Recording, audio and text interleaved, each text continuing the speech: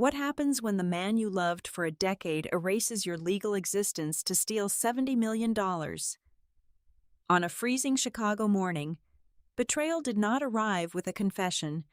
It came from a notary stating I had been legally divorced for 2 months, but my husband forgot one crucial detail.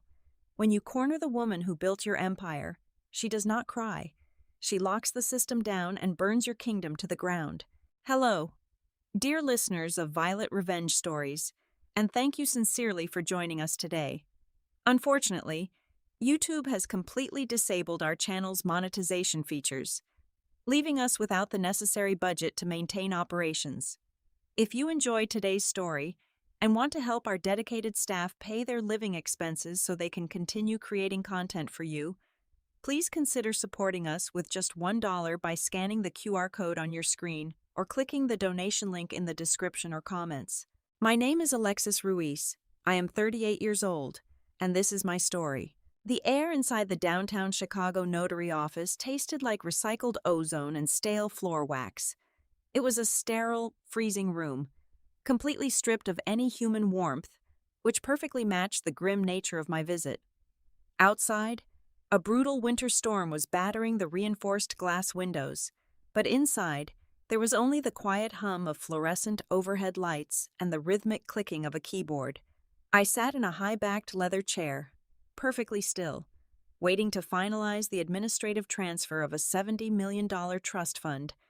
It was the final legacy of my late father, a man who had spent his entire life building an empire and had spent his final weeks dying slowly in an intensive care unit.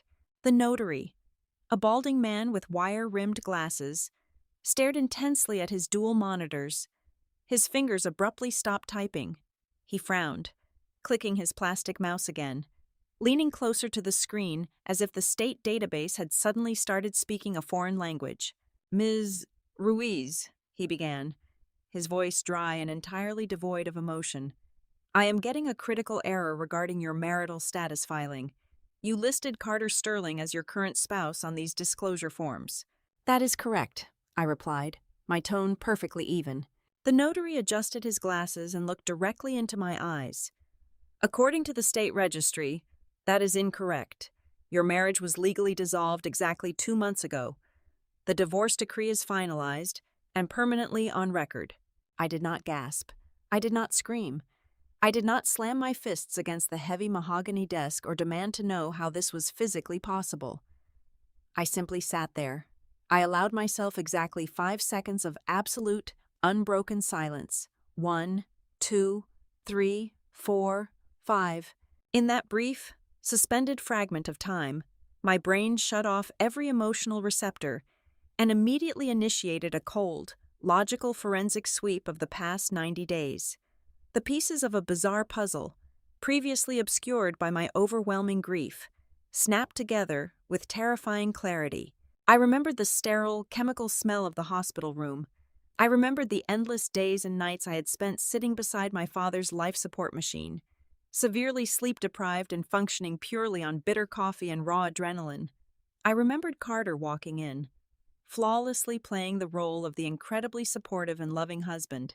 He had brought me lukewarm drinks and a towering stack of routine corporate documents, insisting I sign them quickly to keep our business running smoothly while I focused entirely on my dying family member. I had signed them. I had blindly scribbled my name on page after page, completely trusting the man I had slept next to for 10 years. He had strategically slipped power of attorney authorizations and divorce filings right into the middle of standard vendor agreements and tax declarations. He had forged the necessary secondary signatures and exploited the blind spots of the legal system while I was physically watching my father take his last breaths. But as those 5 seconds passed, I realized this was not merely about a cheating husband looking for a quick, cowardly exit. Carter was far too greedy and ambitious for a simple escape. The timing was entirely too calculated. He knew about the $70 million trust.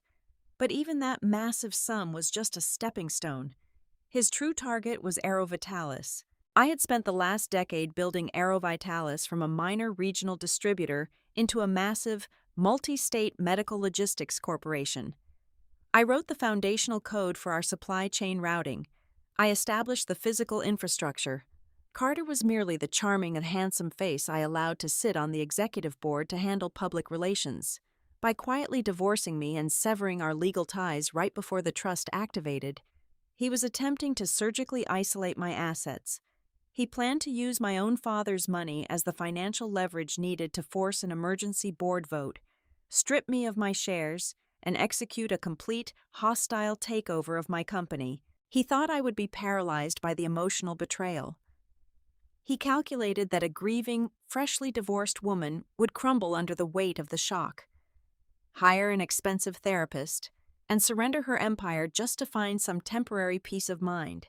He thought he had outsmarted the architect of his entire luxurious life. "Ms. Ruiz?" the notary asked, breaking the heavy silence in the room. "Would you like me to call someone? Are you all right?" I stood up smoothly. I brushed the non-existent wrinkles from my charcoal wool coat and calmly picked up my heavy leather briefcase. "There is no need for that," I said, my voice as cold as the wind howling outside the glass. "There has simply been a minor breach in a partnership contract. I will handle it personally." I walked out of the heavy glass doors and stepped directly into the freezing Chicago air. I did not shed a single tear for the sudden death of my marriage. Carter Sterling had not broken my heart. He had merely triggered a high-level corporate security protocol. As I hailed a black cab, my mind completely discarded the useless concept of a husband. Carter was now nothing more than a hostile entity, a dangerous virus operating within my system, and I was going to completely eradicate him. I did not return to the penthouse. Instead, my private driver navigated through the freezing rain and dropped me off at a brutalist concrete high-rise on the north side of the river. I bypassed the crowded main reception area and took a dedicated service elevator straight to the 42nd floor, stepping directly into the fortified lair of Valerie DuPont. Valerie was far more than a standard corporate lawyer. She was a highly lethal legal mercenary who happened to wear tailored silk suits and wielded federal injunctions instead of firearms. Her office was a vast, intimidating expanse of polished concrete and sharp, modern angles, dominated entirely by a massive, completely transparent glass desk. She possessed a terrifying, theatrical habit of spreading fraudulent legal files across that clear surface and literally dissecting them with a heavy silver letter opener while interrogating her clients. Tonight was no exception. The shattered administrative pieces of my supposed life were scattered across the glass, illuminated by the harsh, clinical glare of a single architectural lamp. "It is a masterpiece of administrative manipulation," Valerie stated, her voice dropping into the cold, clinical cadence of a forensic pathologist examining a fatal wound. She used the tip of her letter opener to slide a torn edge of a courier delivery log across the transparent desk. "Carter did not simply forge your signature on the initial filings. Alexis, he orchestrated a complete, airtight communications blackout. When the family court issued the mandatory summons and subpoenas to your registered business address, they never even reached your executive floor. He bought off the primary internal mail distribution clerk at your headquarters." I stared intently at the stamped, physical logs. "He intercepted the certified physical mail," I said, tracing the faded blue ink of a received stamp with my index finger. "Exactly," Valerie confirmed, leaning forward so that her face was cast in sharp shadows. "The corrupt clerk logged the certified state letters as officially received by the building, but then handed them directly to Carter in secret. By executing this maneuver, Carter created a perfect, legally verifiable paper trail showing that you had been formally served. When you inevitably failed to appear at the mandatory mediation sessions and the final court date, the presiding judge ruled in his favor by default. He buried your 10-year marriage in an absolute administrative black hole, brilliantly exploiting the blind, automated machinery of the judicial system. It was executed with a 99% success probability. I absorbed the intricate mechanics of his betrayal without a single flinch. The profound anger was certainly present, but it was securely locked behind a heavy steel vault in my mind, instantly converted into cold, highly combustible fuel. If he went to these extreme criminal lengths to secure a default judgment while I was distracted in the intensive care unit, the divorce is merely the perimeter breach, I stated, pulling a thick, heavy stack of quarterly financial audits from my leather briefcase and dropping them onto the glass. He needed me legally detached and isolated before he made his primary move on the company infrastructure. Look at the recent executive board motions. Valerie took the dense documents, her sharp eyes scanning the tiny columns of printed text with predatory speed. For the next 2 hours, we sat in absolute silence, cross-referencing the specific dates of his court filings with the company's scheduling logs. A pattern emerged from the raw data.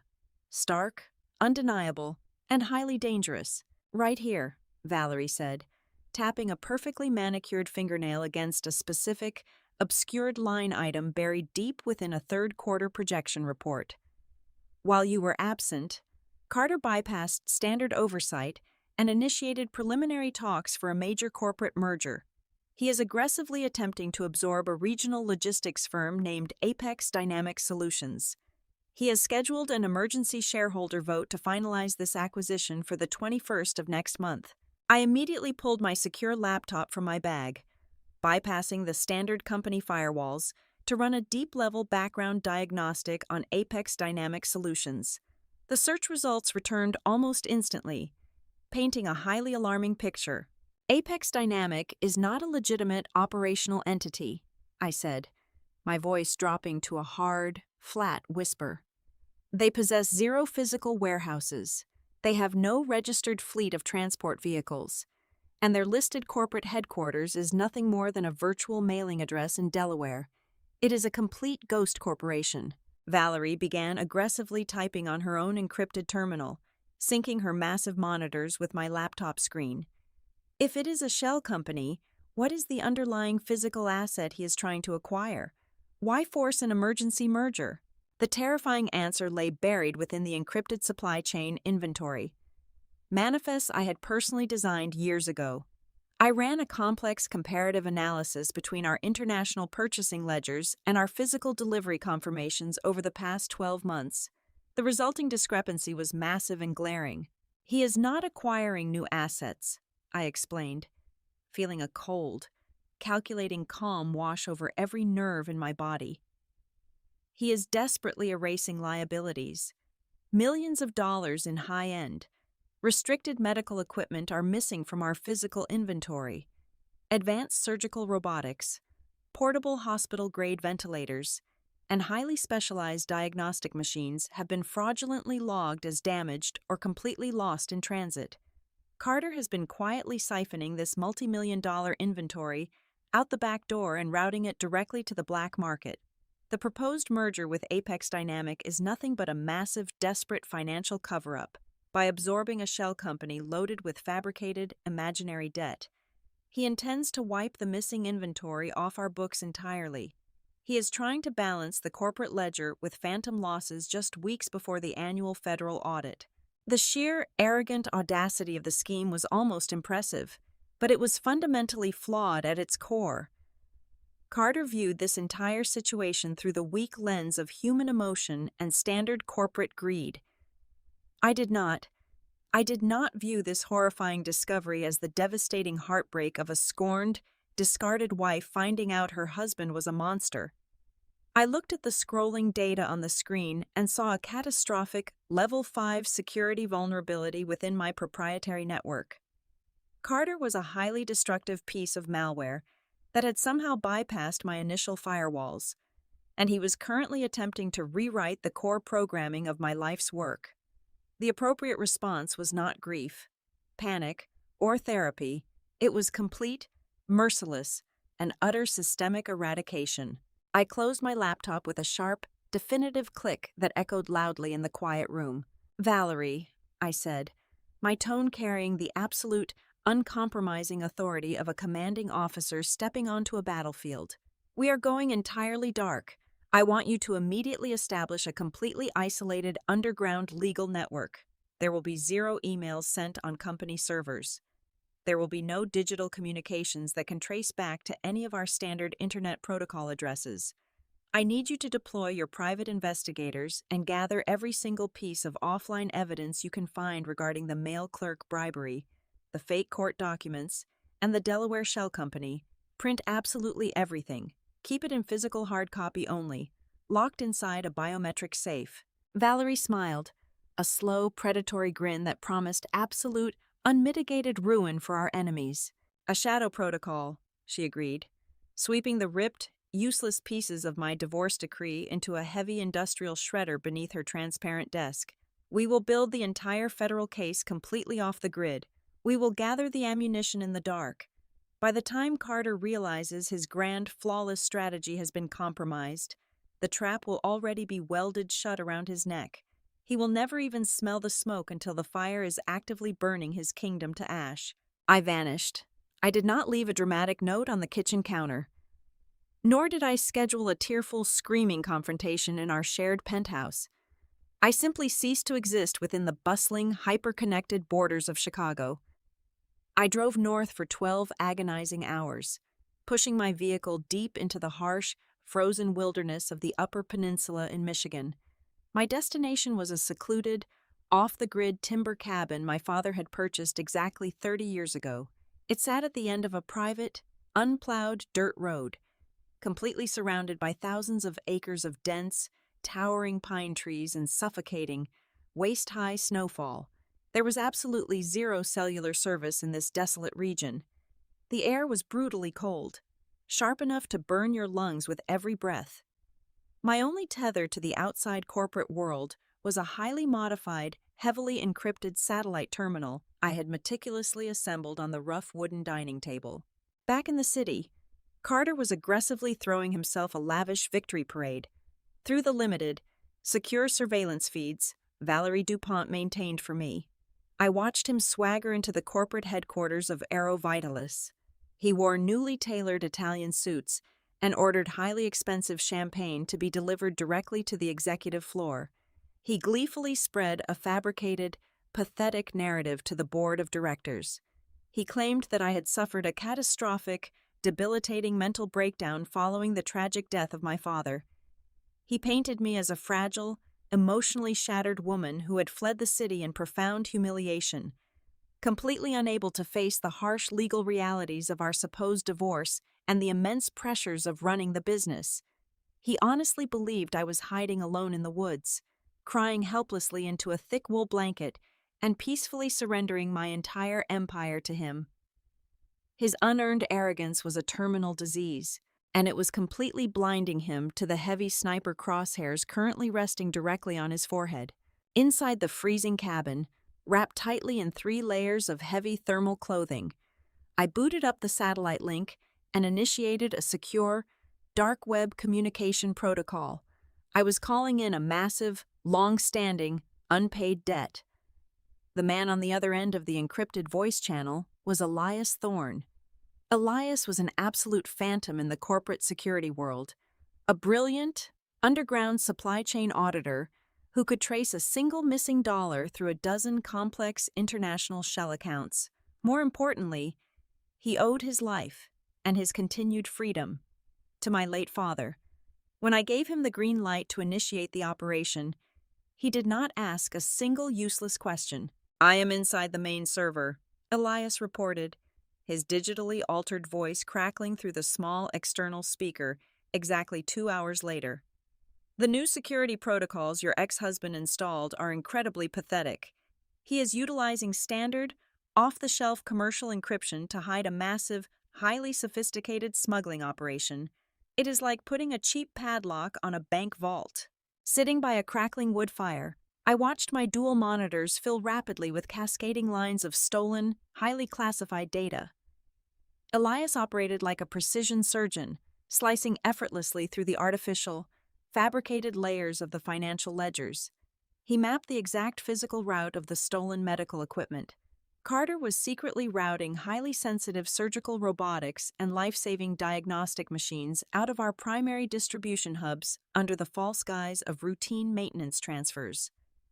From those hubs, the expensive cargo vanished into completely unregistered freight trucks, crossed 3 different state lines in the dead of night, and was sold for pure, untraceable cash to unlicensed overseas buyers. But Carter was nowhere near smart enough to build and maintain this complex distribution network entirely alone. He absolutely needed an insider on the receiving end to approve the fake risk assessments and clear the phantom cargo through customs. "Look at the digital signature on the secondary inspection forms," Elias instructed, sending a fresh, highly encrypted batch of documents directly to my screen. "It is the exact same authorization code every single time. Whoever this is, they have top-tier clearance." I opened the file. The name burned itself permanently into my retinas. Elena Rostova. She was supposedly a highly respected, independent risk assessment specialist working for one of our largest, most trusted healthcare partners. But as Elias dug much deeper into her hidden offshore bank accounts and cross-referenced her private, international travel logs with Carter's personal schedule, the ugly, undeniable truth emerged. She was not just a corrupt corporate auditor taking a bribe. She was Carter's secret, long-term mistress. They had been sharing a bed and a stolen fortune for over 2 solid years. They were confidently building their illicit, luxurious dream life directly on the foundation of my stolen company. A normal woman might have shattered into a million pieces upon learning her husband was sharing her wealth and her bed with another woman. I felt absolutely nothing but a cold, terrifying, mechanical clarity. I cracked my knuckles, pulled my mechanical keyboard closer, and began to type. For the next 96 hours, I did not sleep a single wink. I lived entirely on bitter black coffee and absolute, hyper-focused rage. I was the original architect of the Aerovitalis logistics platform, which meant I possessed the master skeleton keys to every single digital door in the company. I did not lock Carter out of the system. That would have caused a massive panic and immediately alerted him to the danger. Instead, I quietly and methodically rewrote the core authorization code from the ground up. I turned the entire logistical platform into a mirrored, inescapable labyrinth. Every single time Carter and Elena thought they were successfully routing a stolen shipment of ventilators, they were actually triggering a silent, invisible alarm. I coded a hidden self-executing protocol that would automatically duplicate every fraudulent transaction, every fake signature, and every dirty bank transfer. Carter firmly believed he was driving a stolen, high-speed sports car down a perfectly cleared highway. He had absolutely no idea I had just removed the brakes and steered him directly toward a reinforced concrete wall. The digital trap was fully constructed, heavily armed, and waiting silently in the shadows. All I needed now was to invite the rats to the cheese. I rode the private elevator up to the 45th floor of my Chicago high-rise. I had not announced my return. The heavy oak doors of the penthouse opened silently, recognizing my biometric scan. As I stepped into the foyer, the immediate sound of clinking crystal and muffled laughter drifted from the main living space. I walked quietly down the hallway, the thick Persian runners absorbing my footsteps. When I entered the massive, sunken living room overlooking the frozen city skyline, I found them. Carter was casually draped across my custom Italian leather sofa, holding a glass of highly expensive vintage red wine. Standing next to him, leaning over the expansive marble kitchen island, was Elena Rostova. She had spread dozens of fabric swatches, paint samples, and intricate architectural blueprints across the pristine surface. They were actively arguing, with playful, sickening affection, over whether to completely tear out the imported Brazilian hardwood floors and replace them with white marble. They were redesigning my home. They were drinking my wine. They were celebrating a victory they had not actually won. Carter noticed me first. He did not jump in shock. He did not scramble to hide his mistress. Instead, a slow, incredibly condescending smile spread across his handsome face. He set his wine glass down on the glass coffee table with a deliberate, arrogant click. He looked at me not as a partner of 10 years, but as a minor, annoying insect that had just crawled onto his freshly polished shoe. Elena barely glanced up, her face a perfect mask of bored superiority. She simply crossed her arms and leaned against my counter, watching the scene unfold like a mildly entertaining television show. I must say, "I am genuinely surprised to see you here," Carter said, his voice dripping with synthetic pity. He slowly stood up and walked toward me, tucking one hand casually into the pocket of his tailored trousers. "I honestly thought you would need at least another 6 months in the woods to recover your fragile mental state. You look absolutely exhausted. You really should be resting." He was wearing the armor of absolute, unquestioned delusion. He genuinely believed that his fabricated legal documents and his temporary grip on the executive board had elevated him to the status of an untouchable deity. He possessed the profound, lethal stupidity of a man who thinks he has conquered the ocean simply because he successfully stole a bucket of water. "I came for my personal belongings," I said, keeping my voice intentionally low, carefully modulating my vocal cords to sound slightly breathless and weak. "Of course you did," Carter replied smoothly. He stepped closer, invading my personal space, utilizing a classic, pathetic intimidation tactic.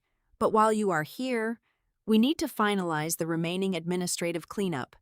I am willing to offer you an extremely generous ultimatum, purely out of respect for our shared history. You will quietly sign over your remaining executive shares of the corporation. You will also transfer the complete rights to the $70 million trust fund into the new holding account I have established. In exchange for your absolute compliance, I will personally guarantee that your professional reputation remains intact." I looked at him, widening my eyes slightly to project a calculated mixture of fear and confusion. "My reputation?" "Do not play dumb," Elena chimed in, her tone sharp and intensely arrogant.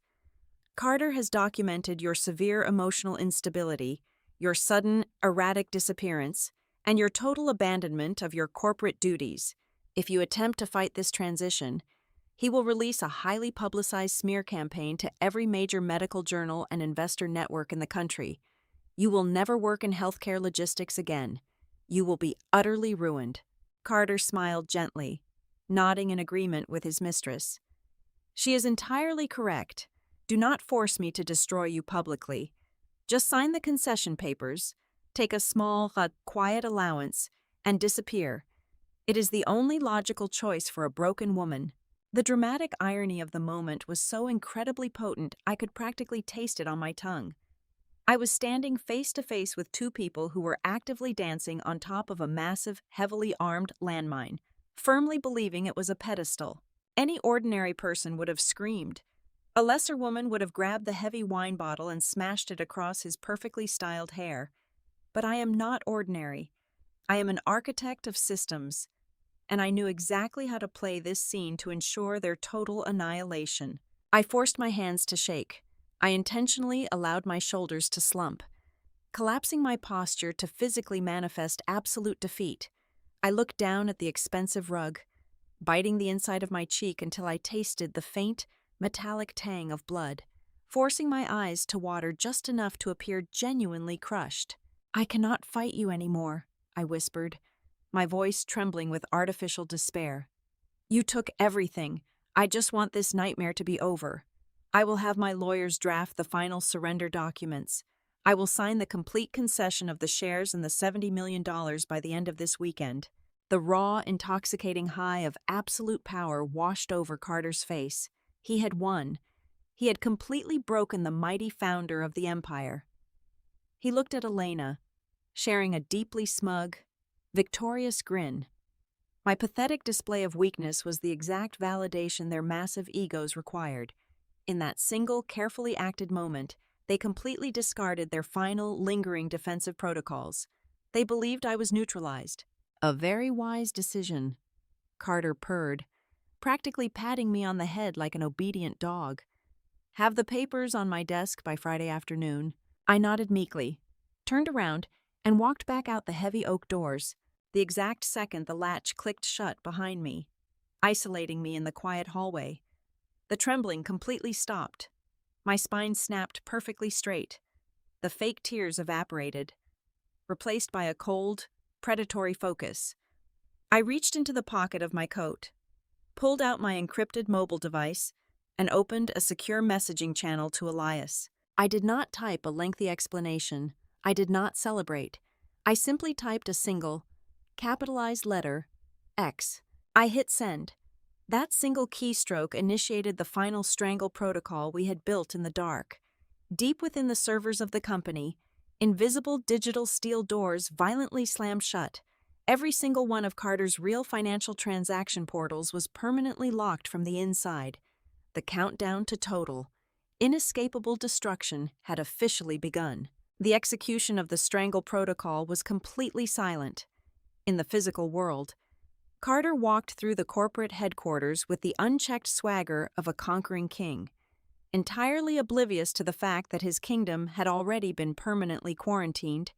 But in the digital realm, beneath the sleek, user-friendly surface of our operating system, a massive tectonic shift had occurred. I had successfully isolated his primary executive access, transforming his entire administrative profile into a perfectly simulated ghost environment. When Carter logged into his secure portal from his lavish office, he saw the exact same financial dashboard he always saw. He watched millions of dollars flow smoothly through our international logistics accounts. He confidently authorized massive wire transfers to his shadow companies and clicked approve on high-value asset liquidations.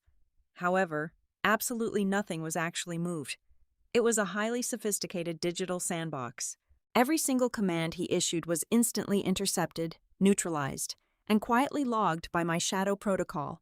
While his screen falsely reported a 100% success rate, he was aggressively driving a racing simulator, totally unaware that the real vehicle had been permanently locked away in a reinforced vault. Simultaneously, the digital trap I had built specifically for Elena Rostova activated with lethal, unyielding precision. As a supposed independent risk assessor, she continued her daily routine of clearing the fraudulent medical equipment shipments through standard state and federal customs checkpoints. But my rewritten code carried a highly aggressive, automated subroutine hidden deep within the authorization fields.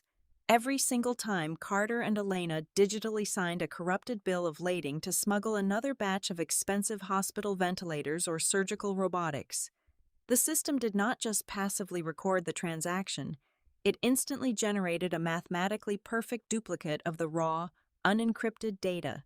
It compiled their fake signatures, the hidden offshore banking routing numbers, and the exact physical GPS coordinates of the stolen cargo trucks. Then, it automatically packaged this damning information into heavily classified, federal-grade evidence packets and routed them directly, in real time, to the secure servers of the Federal Bureau of Investigation Cybercrimes Division. I was not just gathering proof of their extensive corporate crimes, I was forcing them to physically build their own federal indictments, one arrogant keystroke at a time. It was during this period of intense, unseen surveillance that Elias Thorne contacted me through our encrypted satellite terminal with a discovery that elevated the situation from mere corporate theft to an act of absolute, unforgivable malice. I have been tracking the secondary collateral Elena used to secure the shell company loans, Elias reported, his synthesized voice tight with genuine disgust over the secure speaker. They needed massive, verifiable capital to convince the underground lenders to float the fake merger with Apex Dynamic Solutions. Carter did not use his own stolen trust fund money. He did not even use the standard corporate emergency reserves. I stared at the complex, cascading lines of code on my monitor, feeling a dangerous, freezing calm settle deep into my bones. What did he use? Elias? The employee pension fund, he answered flatly. He took the retirement savings of over 3,000 warehouse workers, freight drivers, and mid-level administrative staff. These were the people who physically built your network. He quietly leveraged every single cent of their future security to cover the massive, high-risk debts of his mistress. If this fake merger collapses, or if the creditors panic, they will automatically drain the pension accounts to recoup their losses. Thousands of completely innocent people will lose absolutely everything they have worked for their entire lives, simply because Carter needed a temporary financial shield. That was the final, fatal error. Stealing my corporate infrastructure was an act of war. Trying to steal my father's $70 million was a pathetic insult. But risking the fundamental livelihoods of the loyal employees who had trusted my leadership for over a decade crossed a boundary that demanded total, biblical retribution. The ultimate target for this retribution was exactly 2 weeks away. The annual National Logistics and Healthcare Summit was culminating in a massive, highly publicized evening event, widely known across the industry as the Merger Gala. It was scheduled to be the most significant corporate media event in the United States this year. Carter had aggressively lobbied the board of directors to use this specific, glamorous night to formally sign the acquisition papers for Apex Dynamic Solutions. He desperately craved the flashing cameras, the industry adulation, and the public validation. He wanted to stand on a brightly lit stage in front of the most powerful investors and journalists in the country and be crowned as an unstoppable visionary. I decided I would give him exactly the audience he desired. I coordinated intensely with Valerie Dupont, working late into the freezing Michigan nights while she operated from her fortified concrete office in Chicago. Valerie utilized her extensive underground legal network to interface quietly with the federal prosecutors, who were now aggressively salivating over the daily drops of pure, unadulterated evidence landing directly on their secure servers. We were not merely planning a civil lawsuit to regain control of the board. We were orchestrating a synchronized, multi-agency tactical takedown. Valerie secured the necessary federal arrest warrants, ensuring they were heavily sealed by a sympathetic district judge to prevent any premature leaks to the corporate press. She operated with the cold precision of a military general, ensuring that local police departments were completely bypassed to prevent any corrupt insiders from tipping Carter off. We mathematically calculated the exact timing of the impending strike, measuring the execution down to the precise millisecond of his planned keynote speech.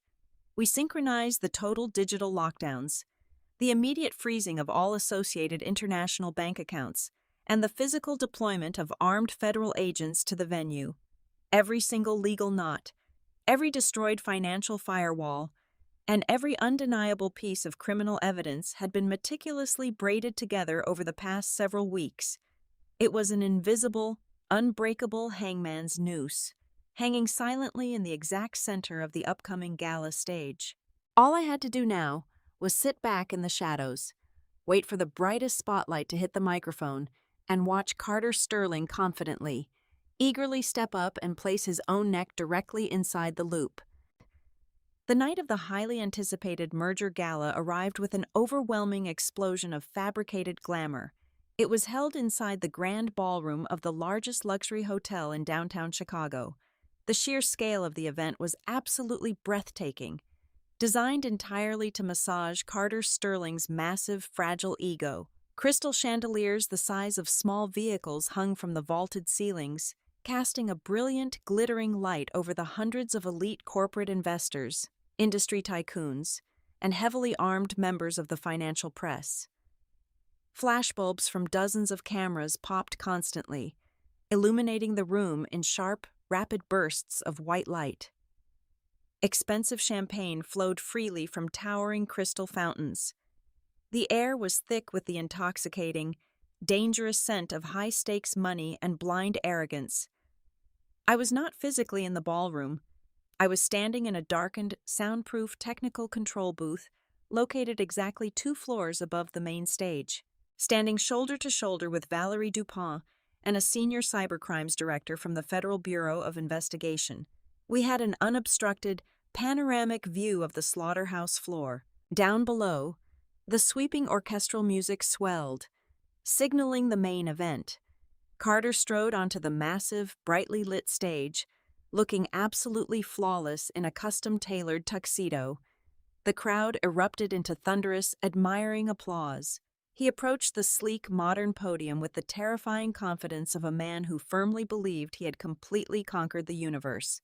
Standing just off to the side of the stage, wearing a stunning, aggressively expensive emerald green gown, was Elena Rostova.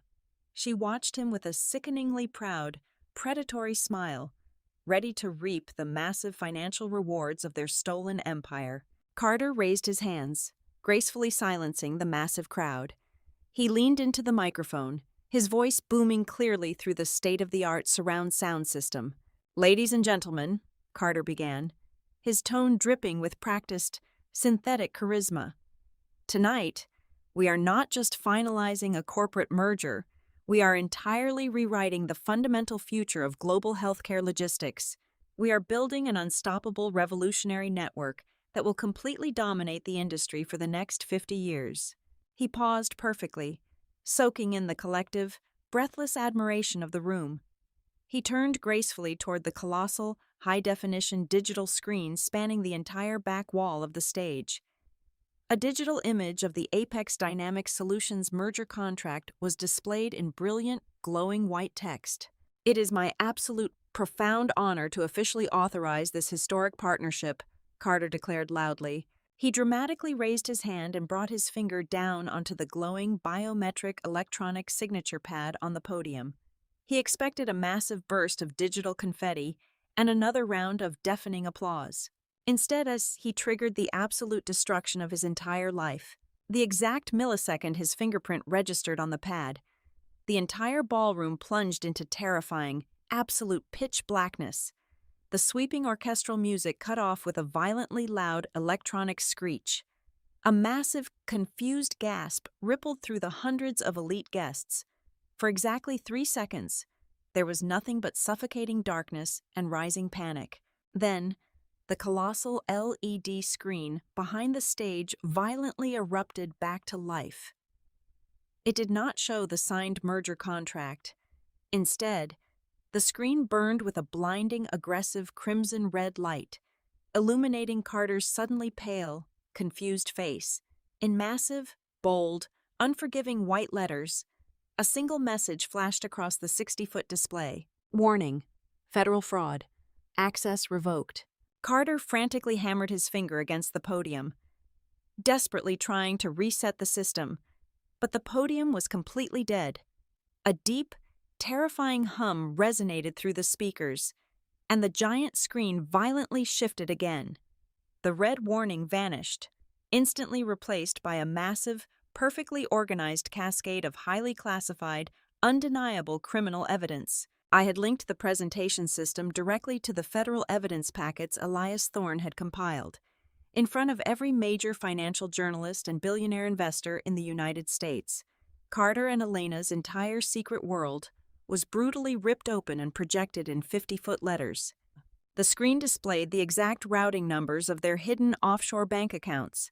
It showed the explicit, highly illegal shipping manifests proving the theft of millions of dollars in restricted medical equipment. It displayed the forged signature logs from my divorce papers, completely destroying the false narrative of his legal authority. Worst of all, it displayed the exact internal ledgers proving he had illegally leveraged the employee pension funds to finance his fraudulent shell company. The sheer volume of the undeniable, horrific truth was completely paralyzing. The ballroom instantly devolved into total, unprecedented chaos. Investors began screaming in absolute outrage. The financial reporters completely lost their minds, scrambling aggressively to capture every single piece of glowing evidence on their high-definition cameras. Carter physically stumbled backward away from the podium, his face drained of all color, his eyes wide with pure, unfiltered terror. He looked frantically toward the side of the stage, searching for Elena. She was completely frozen in horror, her hands violently shaking, the arrogant smirk completely wiped from her face as she stared at her own criminal signatures projected in massive letters above her head. Carter grabbed the dead microphone, his voice cracking in sheer panic. "This is a cyber attack. Please, remain calm. This is a completely fabricated attack by a disgruntled former employee." He did not get the chance to utter a single additional lie. The heavy acoustic doors at all 4 corners of the grand ballroom violently burst open simultaneously. Over 40 heavily armed, tactical agents from the Federal Bureau of Investigation poured into the room, their tactical gear a stark contrast to the luxurious tuxedos and gowns. They moved with terrifying, coordinated speed, slicing aggressively through the panicked, screaming crowd of billionaires. "Carter Sterling and Elena Rostova," the lead federal agent roared through a heavy tactical bullhorn, his voice easily cutting through the absolute bedlam. "Keep your hands exactly where we can see them. You are both under arrest for massive federal wire fraud, grand larceny, corporate espionage, and criminal conspiracy. Carter tried to run. It was a pathetic, cowardly instinct. He took exactly 2 steps toward the back curtain before 3 federal agents aggressively tackled him to the polished, hardwood floor. The sickeningly sweet illusion of his power shattered instantly as they brutally forced his arms behind his back. The sharp metallic click of heavy steel handcuffs echoing through the stage microphones was the most beautiful, satisfying symphony I had ever heard. Across the stage, 2 female agents firmly slammed Elena against the wall, aggressively securing her wrists while she sobbed hysterically, her expensive emerald gown tearing at the seams. I stood in the dark control booth, watching the blinding flashes of the press cameras capture the absolute, undeniable ruin of the man who had tried to erase my existence. I did not smile. I did not cheer. I simply exhaled a long, quiet breath, feeling the heavy, suffocating weight of the past year completely lift from my shoulders. The hostile virus had been permanently eradicated. The system was finally clean. In the long, quiet months that followed the total collapse of his pathetic empire, Carter repeatedly tried to contact me from inside his maximum security federal prison cell. He sent dozens of pathetic, tear-soaked, handwritten letters, begging frantically for forgiveness, pleading for me to use my immense resources to help him negotiate a lighter sentence. I did not read a single one of them. I simply instructed my security team to drop every single envelope directly into a heavy industrial paper shredder, permanently reducing his pathetic apologies to worthless ribbons of trash. I officially reclaimed complete, unquestioned control of my corporation, but I did not stop there. I took the entire $70 million trust fund inherited from my father and aggressively restructured it. I built a massive, heavily fortified independent audit network and a highly aggressive legal defense fund. I turned my vast financial resources into an impenetrable, towering fortress specifically designed to protect female entrepreneurs from being exploited, manipulated, or legally erased by greedy, deceitful partners. I forged a completely new, brilliant future directly from the smoldering, blackened ashes of my enemies, forever enjoying the absolute, unyielding power of my own freedom. Thank you so incredibly much for listening to my story today. I would love to know where you are tuning in from, so please let me know your city or country in the comments below. If you found today's story engaging and highly satisfying, please consider helping us out with just $1. You can easily scan the donation QR code currently on your screen, or you can simply click the donation link provided in the description or the pinned comment. Your generous support is exactly what allows our dedicated staff to pay their salaries, feed their families, and continue creating even more amazing stories to entertain you. Thank you again, and stay strong.